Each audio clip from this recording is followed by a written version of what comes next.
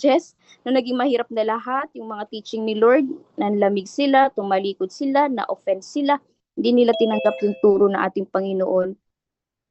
'Di ba? So bakit kaya sila sumuko samantalang ibang 'di ba? Bakit yung mga disciples si Jesus hindi sumuko samantalang ibang Kristiyano naman hindi lang nasagot yung prayers, ayoko na Lord, hindi ka naman sumasagot, ayoko na mag-church, wala naman dyan yung nag-invite sa akin, hindi na ako magpapatuloy Lord, kumbaga mababaw na dahilan. Pero yung mga disciples si Jesus, nagpatuloy sila, nanatiling tapat, sumunod hanggang wakas, di ba? Kahit nga sa yung buhay nila, di ba? Yung kanilang dahilan, bakit sila nanatiling tapat sa pagsunod? Kasi sabi doon,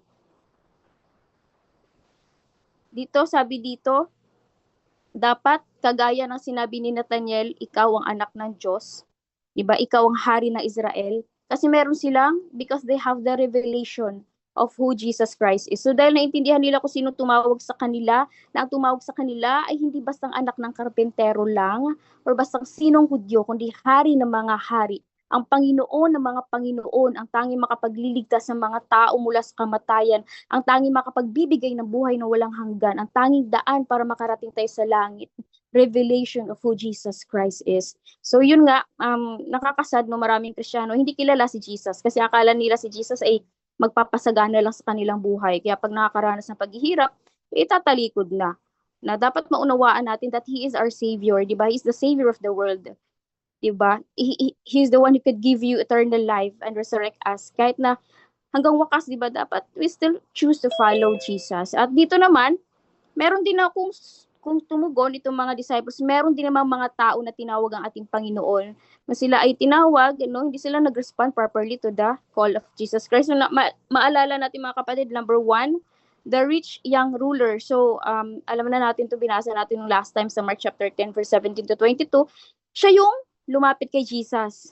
'Di ba? Tumakbo siya, lumuhod siya, sabi niya pa, 'di ba? Guro, ano bang gagawin ko para makamtan ko ang buhay na walang hanggan? So 'di ba, ang pagkakilala niya kay Jesus, isang mabuting guro lang na magtuturo sa kanya kung paano nga ba, 'di ba, makakamtan ang buhay na walang hanggan. Akala niya si Jesus tuturuan siya magkaroon ng eternal life, which is mali 'yon, sapagkat si Jesus tinuturo, 'di ba, si Jesus mismo eternal life. Hindi si Muhammad, hindi si Buddha na tinuturuan yung mga tao about eternal life, pero si Jesus kumbaga siya ang daan. Diba? Siya ang katotohanan at ang buhay. So yun nga, isa yun dubya sa hindi nasulat, kumbaga hindi siya pinangalanan kasi nga wala yung pangalan niya sa aklat ng buhay sa langit kasi nga may Diyos siya eh. Sinabi nga ni Jesus dito, yung 7 commandments, kung naalala natin mga kapatid, yung 3, hindi nabanggit ni Jesus yun. Kasi alam ni Lord, na yung rich young ruler na yon, ang kanyang kayamanan, 'di ba? Ang kanyang Diyos ay ang kanyang kayamanan. So, yon. Una dito, the rich young ruler. So, pangalawa naman, 'di ba? Number 2 na tayo, the scribe. So, dito naman sa binasa natin sa Matthew chapter 8 verse 18 to 20. Ito naman ay wala ring pangalan. Kumbaga, alam naman natin ang scribe, magaling sila sa kautusan, nagtuturo ng Bible to magaling sila talaga, marami silang alam or information. So, ang request niya naman kay Jesus, Lord, I will follow you wherever you go. Pero sumagot si Jesus dito, may lungga ang asong gubat, may pugad ang mga ibon, ngunit wala man lang matulugan o mapahingahan ng anak ng tao. So, ano ibig sabihin? No, sinasabi ni Jesus na susunod ka sa akin, kahit saan ako magpunta, pero darating ang araw, di ba? Darating ang panahon, as you follow me, wala tayong matutulugan. Pwede tayong magutom, di ba? Ano sinasabi ni Lord? Itong scribe na ito, alam ni Lord na hindi siya makakatiis sa mga uncomfortable situation or inconvenient situations talaga sa paglilingkod. So, meron siyang Diyos-Diyosan sa kanyang buhay, di ba? Yung God of comforts and the security of life. So, kaya yun, di ba? Yun, pangalawa, scribe. At yung pangatlo naman, sa binasa natin sa Matthew, di ba? Ito naman patungkol naman sa alagad na nagsabi din kay Jesus na uuwi muna siya para ipalibing ang kanyang ama. Pero sinabi sa kanya ni Jesus na sumunod ka sa akin at ipaubaya mo sa mga patay ang paglilibing ng kanilang mga patay. So, hindi naman ibig sabihin ni Jesus na parang hindi niya nirerespeto or wala siyang galang sa paglilibing sa mga namatay. Hindi naman. Kasi alam ni Jesus, di ba, ang motibo talaga ng lalaking ito, gustong sumunod kay Jesus, kaya gusto niya munang ipaglibing ang patay kasi after nun, di ba, may makukuha silang mana or yung paghahatian nilang kayamanan. Kaya malinaw na ang kanyang Diyos-Diyosan ay ang kanyang mamanahin at ang kayamanan dito sa mundo. Kaya sabi nga ni Jesus, di ba, sa verse 22, hayaang ipaglibing ang mga patay sa mga patay. So, ibig sabihin dito ni Jesus, yung mga spiritually dead, yung mga taong hindi pa nakakakilala sa Diyos, sila nang bahala dun sa kayamanan ng mga patay na hindi naman nananatili, di ba? Naiiwanan din naman nila, nanakawin, kakalawagin, hindi magtatagal. Sinasabi ng Panginoon dito, kaya kapag sumunod ka sa akin, di ba yung mga kamag-anak mong namatay, pwede silang, di ba, magkaroon ng buhay ng walang buhay, pero kapag sumunod ka doon, kabilang din, di ba? Kabilang ka din doon sa lahat ng mga patay na yun. So, sino mangangaral doon sa mga kamag-anak mong patay, di ba? Mga spiritually dead. So, hayaan mo sila doon. Ang focus mo ay buhay na walang hanggan. Pero, yun nga, wala rin siyang pangalan dito. Hindi siya pinangalanan kasi talaga pinili niya kayamanan, di ba? Dito naman sa number 4, ganun din sa binasa natin sa Luke chapter 9 verse 61 to 62, may nagsabi naman kay Jesus na susunod siya kay Jesus. Pero sabi niya, hayaan niyang magpaalam muna daw siya sa kanyang pamilya. At sinabi ni Jesus, sino man nagsimulang mag-araro, ngunit panay ang lingon ay hindi karapat-dapat sa kaharian ng Diyos. Ibig sabihin ni Jesus dito, magpapaalam ka pa hindi naman sila ang tinawag ko. Kasi hindi naman nila maiintindihan ang tawag ni Lord sa kanila. Di ba? Para sa buhay din natin, kapag tayo ang tinawag ni Lord, tayo ang tutugon. Tayo talaga ang kikilos, tayo sasagot. Kagaya din sa, naalala nyo last time, di ba? Si Abraham, yun. Si Abraham ang tinawag ng Diyos para i-sacrifice sa Isaac. Alam ko na familiar po kayo sa istorya nito. Pero pinaalam ba ni Abraham yung kay Sarah? Alam naman natin si Sarah, 'di ba, barren. Kumbaga matandang-matanda na sila nung pinagkalooban sila talaga ng anak ng Panginoon, 'di ba? Pero si Sarah, 'di ba, nung sinabi ng Lord na magkakaroon ka ng anak, tinawanan niya pa nga si Lord. So, 'di ba yung level of faith? Kumbaga kung sinabi ni Abraham kay Sarah 'yun, 'di ba? Sinabi niya kay Sarah, siguro pagising ni Abraham wala na doon si Isaac. Kinuha na ni Sarah o tinagot, sinama na niya. So kapag alam mo, ikaw ang nakakilala at ikaw ang nagkaroon ng revelation, di ba? Sa pagkakatawag sa iyo ng Panginoon, ikaw ang susunod. Kasi magiging hadlang lang yung mga tao na papaalam mo pa, hindi naman nila nauunawaan yung pagkatawag ng Panginoon sa iyo. Kasi, di ba, yun nga, kung ikaw, di ba, ibahagi mo, kumbaga, alam mo si Lord may tinatawag siya. So, iba't ibang status man ng buhay natin ang tinatawag niya, di ba? Ganon din si Matthew, iniwan niya ang kanyang posisyon, si Peter, si Andrew. So, pwede naman silang mag-focus na lang, di ba, sa business nila. Si James, pwede naman mag-focus sa pangingisdahan na lang. So, kagaya din sa atin, kapag ikaw ang tinawag, ikaw ang tutugon, ikaw ang kikilos, hindi ang ibang tao. Kaya dapat sa atin, no, bilang mananampalataya tagasunod na ating Panginoong Jesucristo, we choose to follow the Lord Jesus Christ. So, yun po mga kapatid. Amen. Thank you, Lord po. Salamat Sis Novi sa ating review. Nandito na po tayo sa Roman numeral number 3. So merong tumalikod, meron ding tumugon. At ito po ang mga tumugon sa tawag ng ating Panginoon Jesucristo. Pakibasa naman niya, Sister Michelle, Luke chapter 6 verses 12 hanggang 16. Yeah, thank you, Lord. Sister Cheng, pakibasa rin ng Ephesians 2:19 to 22. Sister Grace, Matthew 19 verse 28. Sis Novi, Revelation 21 verse 14. 21 verse 14 ng Revelation. So, tayo po, dalawa lang lagi yung choice. Will we respond to the call of God or reject the call of God sa ating buhay? Ayan. Luke chapter 6 verse 12, pakibasa po. Salamat.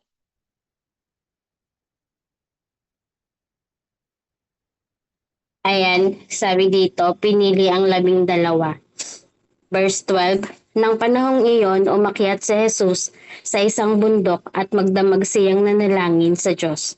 13, kinaumagahan, tinawag niya ang kanyang mga alagad, pumili siya sa kanila ng 12 at sila'y tinawag niyang mga apostol. 14, sila ay sina Simon, na pinangalanan ni Pedro, si Andres na kapatid nito, sina Santiago, Juan, Felipe, Bartolome, 15, Mateo, Tomas, Santiago ang anak ni Alpeo, si Simon na makabayan, si Judas na anak ni Santiago, at si Judas Iscariote na naging taksil. Amen.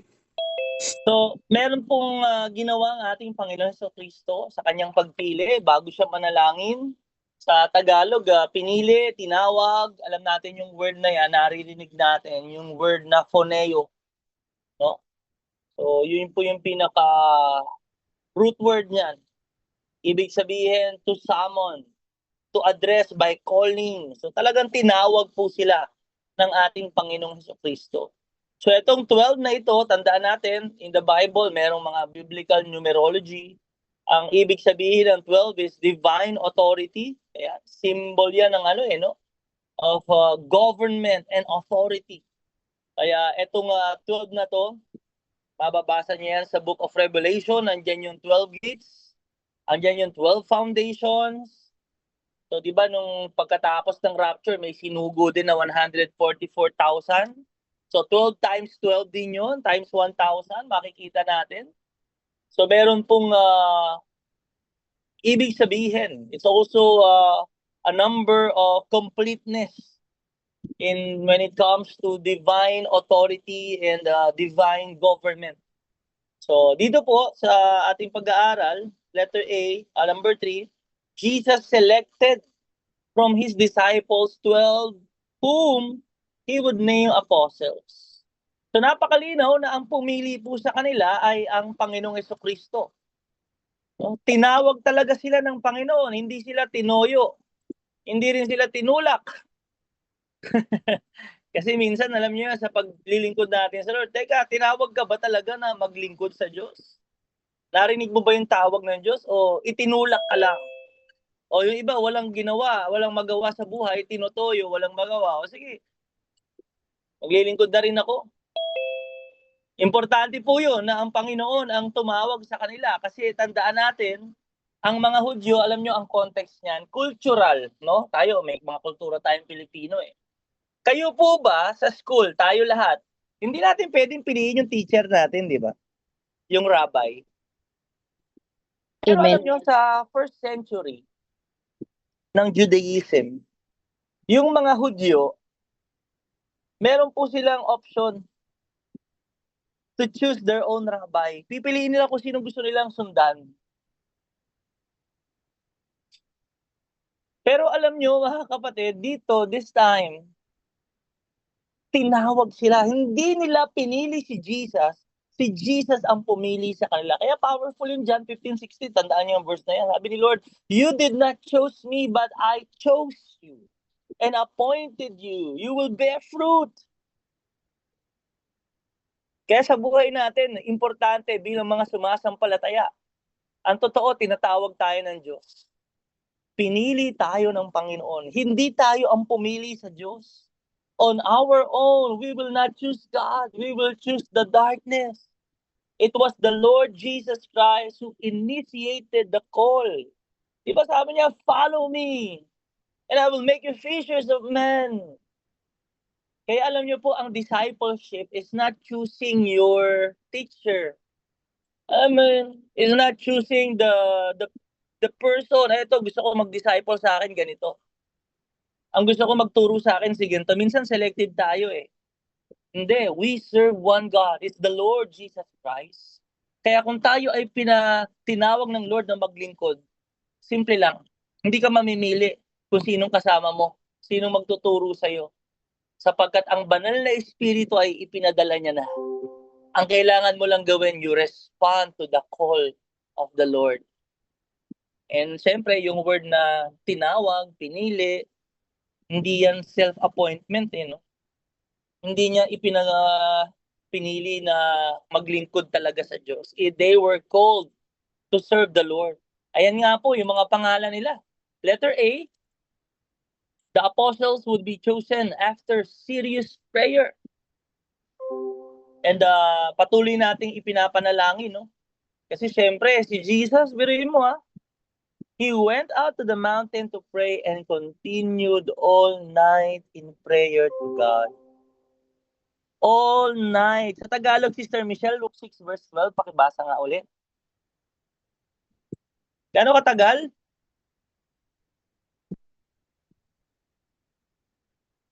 Wait lang po, saglit. Wala. Wala. Ayan, nang panahong iyon, umakyat si Jesus sa isang bundok at magdamag siyang nanalangin sa Diyos. Oh, sabi dun, magdamag. So, it took a very long time to pray for this major decision. Ang pinili ng ating Panginoon Jesucristo, who will govern, who will be given the authority. Alam nyo, sa church, ganun din, no? Ipapanalangin din natin yung mga leaders natin. Pagpe-pray natin kung sino yung mga namumuno, di ba? Kahit nga sa government, sa sa Romans chapter 13. Eh. Kasi itong mga tao na ito, ang gusto ng Panginoon, talagang tinawag sila. Kasi kapag tinawag ka talaga ng Panginoon Jesucristo, makikita mo yan kahit anong dumating na pagsubok sa'yo. Talagang makikita na tinawag ka nga. Hindi ka tinulak. Hindi ka lang bastang nag-volunteer. You are really called by the Lord. So meron po mga pangalan. Una, sino yung una? Si Simon Peter. Anong trabaho ni Simon Peter? Alam niyo po yan. Sagot po. Mangingisda. Fisherman.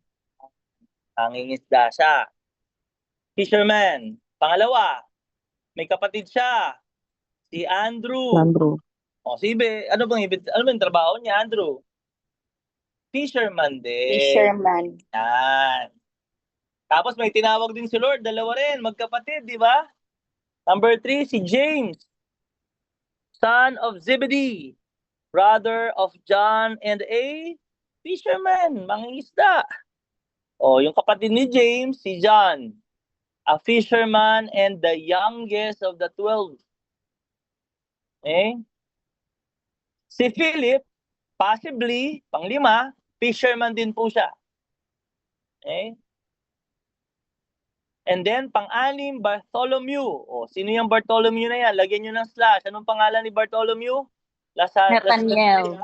Pinag-usapan natin. Nathaniel. Yan. Siya si Nathaniel. So, parehas lang yan. Bartholomew, Bartolomai. Son of Ptolemy. So, Nathaniel yun. O, kilala nyo yung si Matthew. Isa po siyang Collector. Oh, thank you Lord. Kilala natin itong mga disciples. Sunod. Anong number na tayo? Si Thomas. Fisherman din. Okay. Yung iba po niyan is nakabase doon sa church history. Yung kanilang mga naging trabaho. Next, si James, the son of Alphaeus. So magkaiba yan, ha? Hindi yan yung kapatid ni James, the son of Zebedee. Iba naman yung tatay niya. Si James, son of Alphaeus. Meron din pangalang Simon. Si Simon naman ay isang zealot.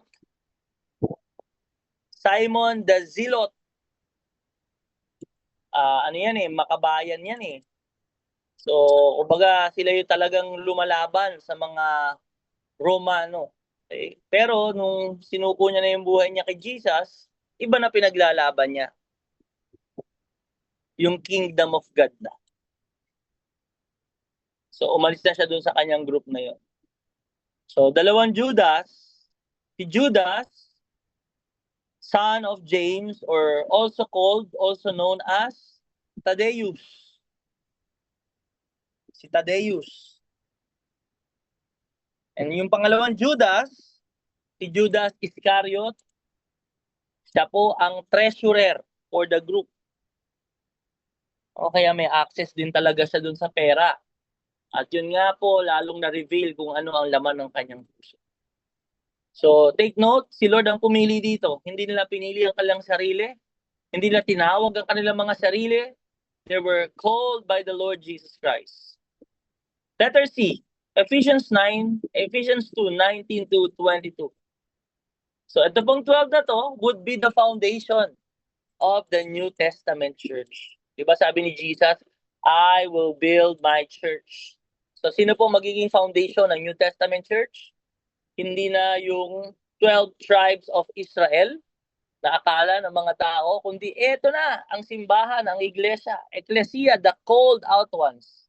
Ang magiging pundasyon, ang mga disciple. Ephesians 2:19 to 22. Pakibasa po.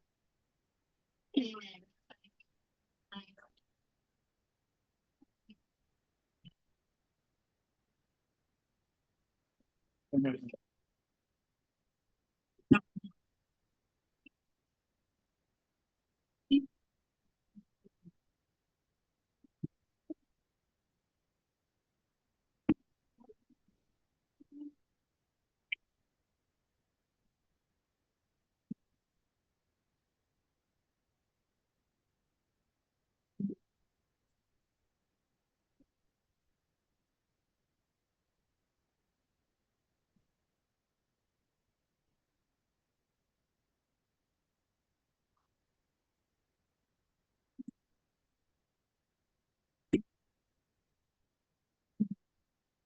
Thank you, sis. So, ang pinaka-cornerstone si Jesus Christ. Pero merong mga pillars or foundations na nandoon. Pagkatapos niya, yung 12. Ito po yung 12 disciples. And then after the 12 disciples, ito na yung mga sumasampalataya. Tayo na po. Kaya ang sabi niya, hindi na mga dayuhan o taga-ibang bansa. Kaya kayo mga hindi Hudyo, tayo mga Hindil. Kundi sabi niya, pamilya na kayo ng Diyos. Kaisa. Well, praise the Lord, no? Kahit hindi tayo Israelite, tayo ay hindi mga Hudyo, mga Pilipino tayo eh. Naging bahagi tayo ng gusaling itinatayo ng Panginoong Hesukristo. Praise the Lord. At sino ang pundasyon? Ang cornerstone? Si Jesus. Sumunod, ang mga disciples. So ito pong mga disciples na ito, sila ay tinawag ng Lord. They are the fully, what do you call this? Emissaries. Or may mga special mission. Sinabing emissaries, may mga special na mission itong mga to. To complete the task of building the church. After na umakyat si Jesus papunta sa langit. Okay? Matthew chapter 19 verse 28. Letter D. These apostles would have a special place in God's kingdom for all eternity. Alam niyo, pagdating sa langit, ito yan ha. Merong sinabi si Lord sa kanya. Matthew 19:28. Matthew 19 verse 28. Opo. Sabi dito, sinabi sa kanila ni Jesus, tandaan ninyo, kapag nagahari na ang anak ng tao sa kanyang trono ng kaluwalhatian sa bagong daigdig, kayong sumunod sa akin ay uupo din sa 12 trono upang mamuno sa 12 lipi ng Israel. Amen. Thank you, Lord. Sabi diyan sa Tagalog, mamuno. No? Meron pamunuan, pamumunuan. Ibig sabihin, yung sa English, judge. Alam niyo, meron silang gagawin. This apostle would have a special place. Ano yun? Unang-una, they would sit on 12 thrones. Alam po natin, kapag nakaupo sa trono, binigyan ng power, ng authority. At ang kanilang i-judge, judging the 12 tribes of Israel. Okay? So, ito yung special place nila in the kingdom of God sa eternity. Pangalawa, Revelation 21 verse 14. Ibasa po. Amen. Ang sabi po dito, ang pader ng lungsod ay may 12 or 12 na pundasyon at nakasulat sa mga ito ang mga pangalan ng 12 apostol ng Kordero. Wow, praise the Lord. Revelation 21:14. Their names would be in the 12 foundation stones in the eternal city. So talaga kasi sila yung nag-serve as foundation into that church di ba? Nung umakyat na si Jesus, sila talaga nagsimula. And then, pagdating po sa langit, yung reward ng Lord sa kanila, yung special place nila, yung kanilang mga pangalan, would be in the 12 foundation stones in the eternal city. Ganun mag-reward ang Lord no? Alam din naman natin kung paano naghihirap ang mga disciple na ito. How they were persecuted. Sila ay pinatay, pinagutan ng ulo, pinalatan ng buhay, sinibat, kinaladkad hanggang mamatay. ano pa, pinako ng pabaliktad, tinapon sa kumukulong langis, tinapon sa isla.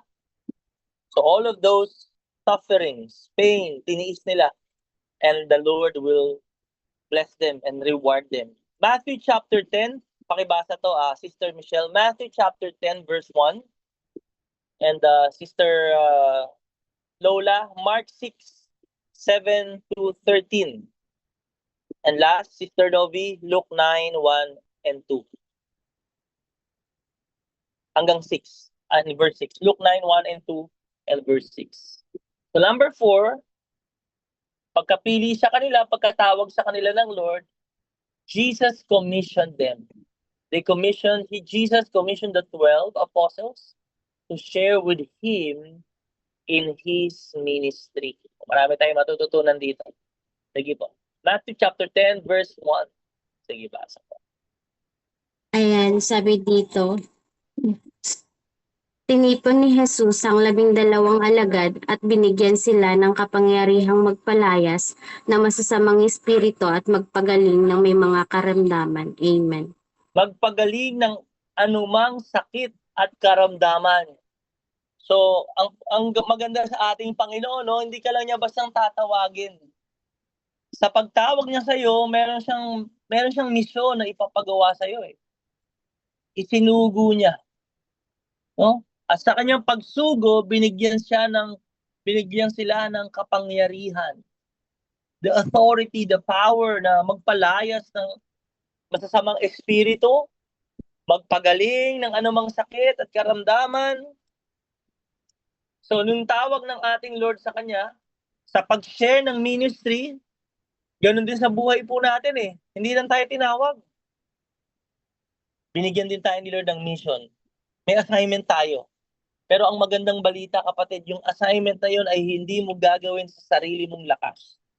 Ibinigay sa atin ang kapangyarihan. At hindi lang bastang kapangyarihan. Kasama natin siya magpawalang hanggan. Hindi tayo iiwanan, hindi tayo pababayaan ng banal na espiritu. Nasa atin ngayon. Kaya nga, power is in you eh. Romans 8:11 eh. Diba? Ang espiritu na bumuhay kay Kristo mula sa mga patay ay ang espiritu na nasa atin na bubuhay din sa ating mga mortal na katawan. Mark 6, 7 to 13. Mark chapter 6, 7 to 13. Thank you, Lord Jesus. Pastor, ako na lang po. Wala po si Sis Lola. Di po naka-join. Okay, sige sis. May event po. Thank you. Marcos 6, verse 7 to 13. Opo. Isinugo ni Jesus ang 12 alagad. Verse 7, tinawag niya ang 12 alagad. Sila isinugo niyang dalawa-dalawa at binigyan ng kapamahalaan laban sa mga karumal-dumal na espiritu. 8, inutusan niya sila na huwag magdadala ng anumang bagay sa paglalakbay, kundi tungkod lamang. Hindi rin sila pinagdadala ng pamigkis o tinapay o salapi sa bulsa. Verse 9, pinagsusuot sila ng sandalyas. Gayun din, hindi sila pinagsusuot ng 2 balabal. Verse 10, sinabi niya sa kanila, saan mang bahay kayo pumasok, manatili kayo roon hanggang kayo ay umalis. Ang sinumang hindi tumanggap o makinig sa inyo, sa pag-alis nyo roon, ipagpag ninyo ang alikabok ng inyong talampakan. Gawin ninyo ito bilang patotoo laban sa kanila. Katotohanang sinasabi ko sa inyo, higit na mabigat ang parusa sa lungsod na iyon kaysa sa parusa ng Sodomo at Gomora sa araw ng paghuhukom. Verse 12, sa kanilang paghayo, ipinangaral nila sa mga tao na magsisi. Verse 13, gayon din, maraming mga demonyo ang kanilang pinalayas. Pinahira nila ng langis ang maraming may sakit at pinagaling sila. Ang daming truths niyan. First truth, verse 7, tinawag yung 12. Yun po yung una. Kailangan called talaga ni Jesus.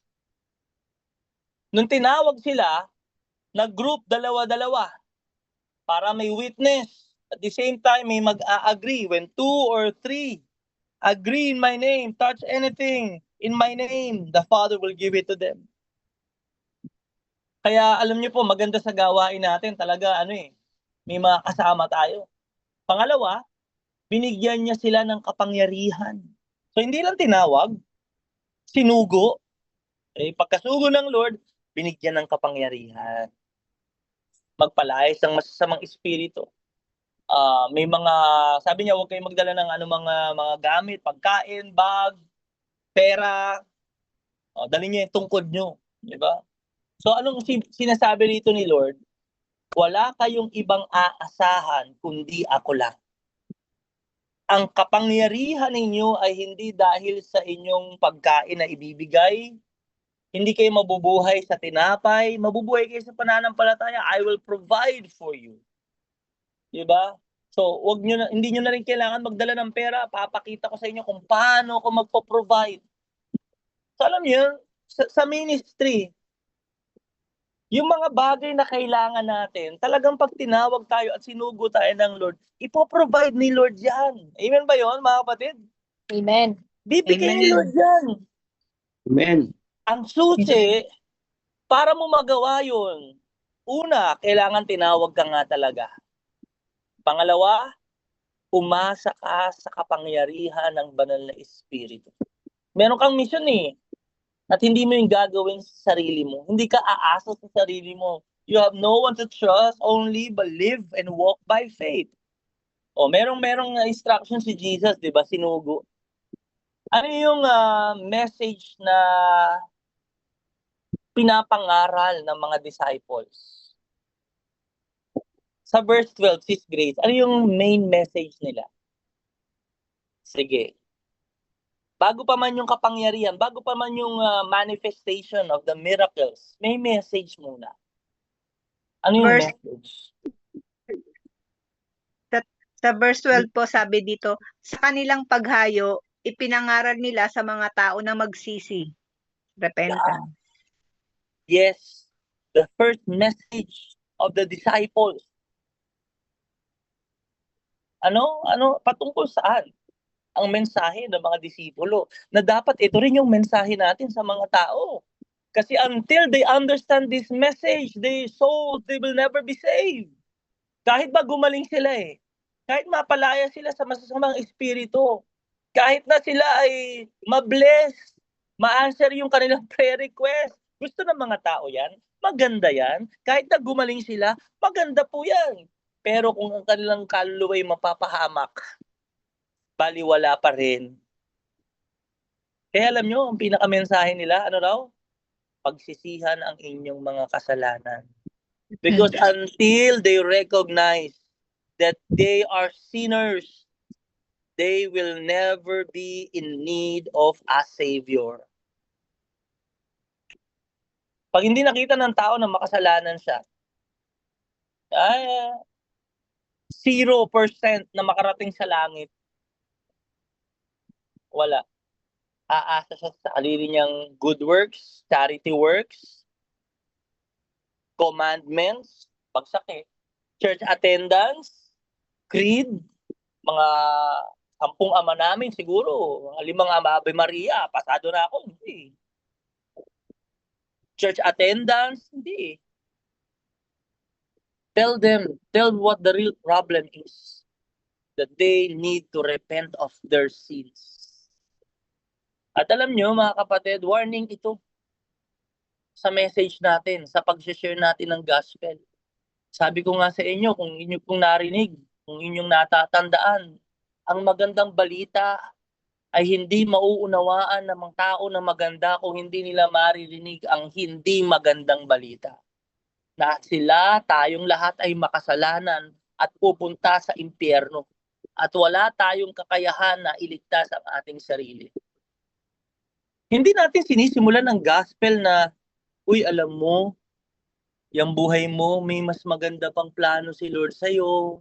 May magandang buhay. Talagang ganda ng buhay ko Hindi. Let them understand that without God, people will perish. Eternal damnation, hell. Kahit siya ay nakapasa ng bar exam, may lisensya ka, kahit ang ganda ng estado mo sa buhay, maayos ang pamilya mo, mabait kang magulang, tatay, nanay, mabuti kang asawa, if you will not settle the issue that you are a sinner, you will still go to hell. Kailangan mong pagsisihan yun. Yun ang mensahe nila. Yun ang binigay ng Panginoon. So ito po yung instruction ni Jesus. Verse 10, anong sabi ni Jesus? Instruction 6. O ito na, punta kayo sa mga tao. Ito yung message. Verse 10, pakibasa. Verse 10, sinabi niya sa kanila, saan mang bahay kayo pumasok, manatili kayo roon hanggang kayo ay umalis. Sunod, 11. So 11. pag tinanggap kayo, sige, ma-share nyo yung gospel. Diba? Pinakinggan, tinanggap, bam, okay yun. Verse 11. 11. Ang sino mang hindi tumanggap o makinig sa inyo, sa pag-alis ninyo roon, ipagpag ninyo ang alikabok ng inyong talampakan. Gawin ninyo ito bilang patotoo laban sa kanila. Katotohanang sinasabi ko sa inyo, higit na mabigat ang parusa sa lungsod na iyon kaysa sa parusa sa Sodomo and Gomorrah sa araw ng paghuhukom. Grabe, no? Amen. Sa mga hindi raw tatanggap, ay alam naman natin nangyari sa Sodom and Gomorrah eh. Burning sulfur. Nagunaw talaga eh. Actually, in our time today, meron na, nakita na nila yung lugar na yan eh. Pero hindi na ma-recognize. Bakit? Talagang ubos. Pero ang sinabi ni Lord, mas matindi pa dyan ang kanilang pagdadaanan. Mas matindi pa yung pagdadaanan ng mga tao na tatanggi. Mga hindi tatanggap sa mabuting balita. Kita niyo po kung gaano kaseryoso yung message na dala-dala natin.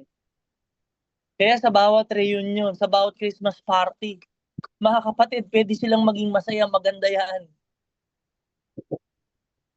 Pwedeng makatanggap sila ng magandang regalo. Pero kapag wala si Kristo, nako, baliwala lahat ng yan, mga kapatid. Let's take the opportunity to share the gospel to these people. Paalam natin ang tunay na dahilan bakit bumaba si Kristo, bakit ang Diyos naging tao, nagkatawang tao. This baby was born to die for our sins. And we celebrate because He saves us from our sins. Ano ibig sabihin niyo ipapagpag yung alikabok? Alam niyo po ibig sabihin nun? It's a symbol of separation. It's releasing yourself na accountability, na hindi ka na responsable sa kung anong mangyari sa kaluluwa niya. Ang goal natin, sabi ni Lord, sabihin mo lang yung message. Sabihin mo lang. Pero kapag ayaw nilang pakinggan, ayaw kayong tanggapin, ayaw namin niya marinig, ayaw namin. Hindi ko gusto yung message mo. Alam niyo bang hindi na natin trabaho yon kung tatanggapin nila o hindi? Ang trabaho natin, sinugo tayo para ipahayag ang mensahe. Minsan, na paparalyze tayo, hindi natin ginagawa yung mission natin kasi ang iniisip natin, nako, baka hindi naman siya maniwala. Hindi natin yung trabaho. Yun ay trabaho ng banal na espiritu. Ay baka hindi niya masyadong maintindihan. Kapatid, ang banal na espiritu ang nagbibigay din ng pangunawa sa tao. Kasi kung babalikan mo yung buhay mo, dati naman hindi mo naiintindihan yung Bible, di ba? Nung binabasa mo, parang wala ka naiintindihan talaga ang tabang. Pero bakit ngayon naiintindihan mo na? Kasi ang banal na espiritu ang nagtuturo sa tao. Siya rin nagpapaintindi. Ang trabaho natin i-share yung gospel. Hindi natin trabaho na para sila isipin kung ano yung magiging respond nila. You separate yourself from their respond. Now, you're not in control. So pag pinagpag mo yun, ibig sabihin nun, alam niyo, pag nag-share tayo, share ko sa iyo to Pero ang totoo, hindi ako responsable sa pwedeng mangyari sa iyo kapag ni-reject mo to. Pinili mo yung sarili mong hatol. Kasi narinig mo na The wages of sin is death. But the gift of God is eternal life in Christ Jesus. Nasa harapan mo, death or life. Sinabi, Deuteronomy, choose life. Pero na kanino pa rin po ang pagpili? Nasa tao. Kaya sabi ni Lord, kapag di ka tinanggap, okay lang. Kung hindi sila maniwala, sila na yun. Ang importante, nagawa mo yung pinapagawa ko sa'yo. Amen. Naintindihan niyo po mga kapatid? Amen. Kaya sa bawat mission, sa mga party, sa mga reunion, pumunta ka doon. Alam niyo ba, pag pumunta ka doon, parang nag-visit si Lord sa kanila. May pinadala si Lord na magbibigay ng magandang balita.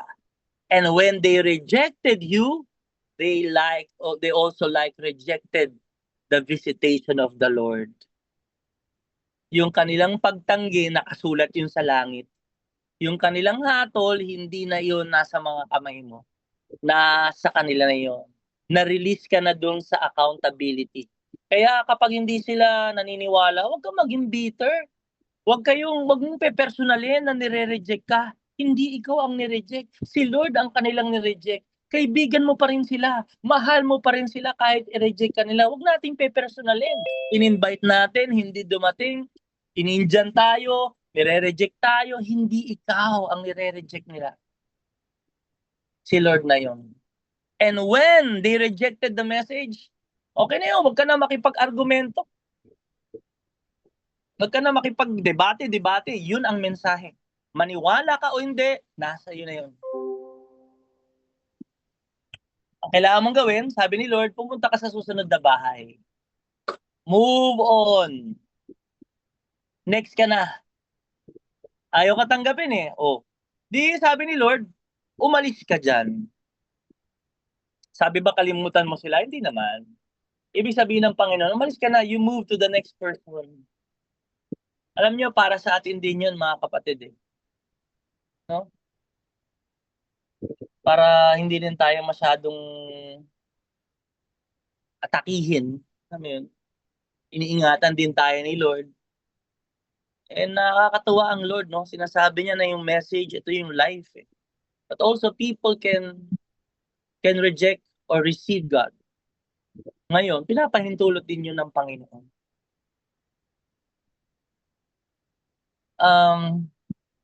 Minsan, pag nag-share tayo, tapos talagang ayaw nila, wag na natin ipilit. Ilang beses na, pinagpe-pray mo, shinare mo na, wag mo nang ipilit. Kasi tandaan mo, ang salita ng Diyos, buhay at mabisa yan. Para yung leon. Hindi mo na kailangan ipagtanggol yung gospel. Para lang yun. Hindi mo kailangan pagtanggol ang leon. Buksan mo lang yung hawla. Kaya niya nang magtanggol sa kanyang sarili. Kapag nire-reject ka doon, mga ganong conversation, and then don't stop. Go to the next person, don't argue. Punta ka kung kanino ka, welcome. Kung sino yung mga tatanggap. Meron nga sinabi si Jesus, di ba, Matthew 7:6. Anya ka ba? Sister Grace, pakibasa nga yan. Matthew chapter 7 verse 6.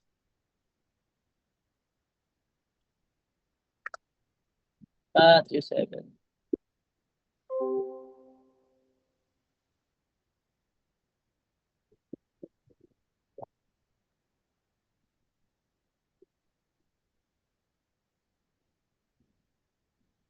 Hello? Sino nakakita? Matthew. Ako po, Pastor. Sige, bro. Matthew chapter 7 verse 6. Huwag ninyong ibigay sa mga aso ang banal na bagay. Tandaan sa mga aso. Tuloy. Mga aso. Ang mga banal na bagay. Baka pagkatapos ay kayo ay ang balingan at sakmalin nila. Huwag ninyong ihagis sa baboy ang inyong mga perlas sapagkat yuyukuran lamang nila ang mga iyon. Amen. Bagay na banal, bagay na perlas, hindi yan para sa mga aso, sabi ni Lord. Lalapain ka lang nila. Hindi yan para sa mga baboy, tatapak-tapakan lang nila. Nasabi mo na, pero wag mo nang ipilit yung gospel sa mga taong ayaw tumanggap, na ang gusto ay mga bagay ng mundong ito. Hindi mo na yung dapat ipilit. Sabi ni Lord, i-release mo yung sarili mo from accountability. You are not responsible for the response to the gospel. Kaya tayo bilang mga messenger ni Lord, praise God, i-share natin yung gospel.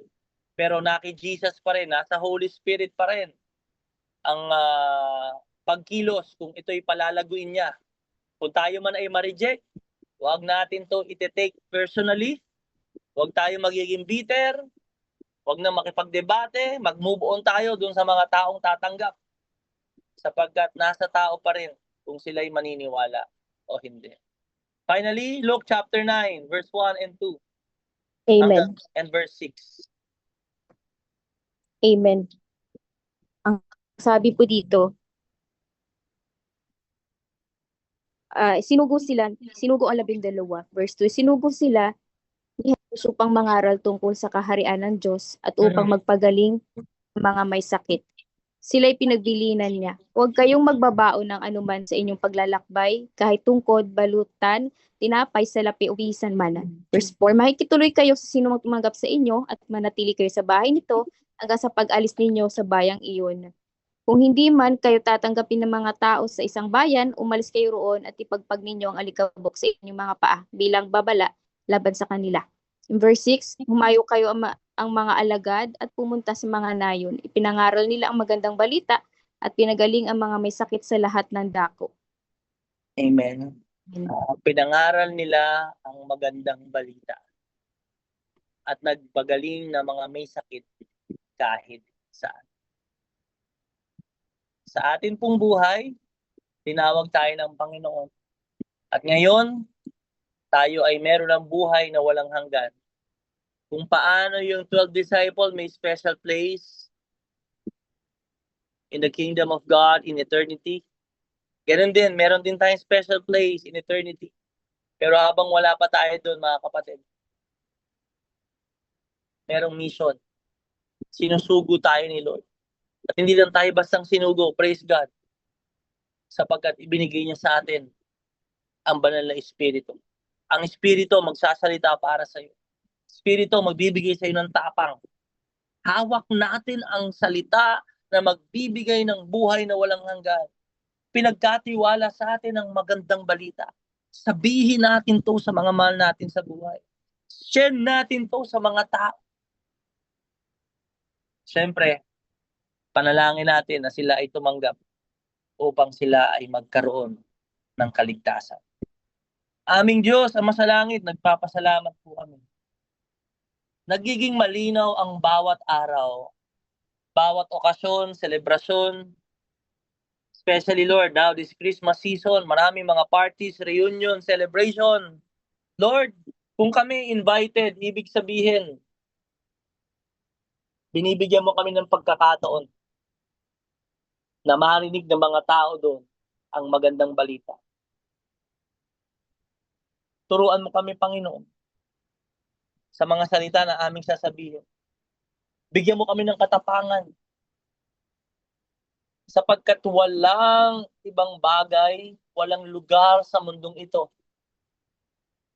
Walang lugar na kung saan sila makakatagpo ng kaligtasan. Tanging sa pangalan lamang ni Jesus. At dala-dala namin ang magandang balita na to.